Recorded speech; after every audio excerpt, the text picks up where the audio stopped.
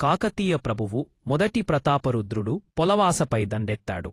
ఆయన దాడికి తట్టుకోలేక మేడరాజు మేడారమ పారిపోయి అజ్ఞాతవాసం గడుపుతుంటాడు. మేడారాన్ని పాలించే కోయరాజు పగిడిద్దరాజు కాకతీయుల సామంతునిగా ఉంటూ కరువు కాటకాల పరిస్థితుల కారణంగా కప్పం కట్టలేకపోతాడు.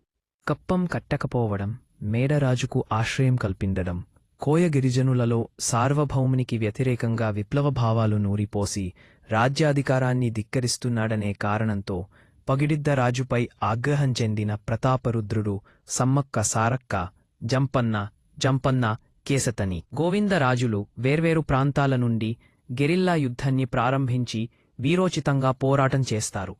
కాని సుశిక్షితులైన అపార కాకతీయ సేనల ధాటికి తట్టుకోలేక మేడరాజు, పగిడిద్దరాజు, సారలమ్మ, నాగులమ్మ, గోవిందరాజులు యుద్ధంలో మరణిస్తారు.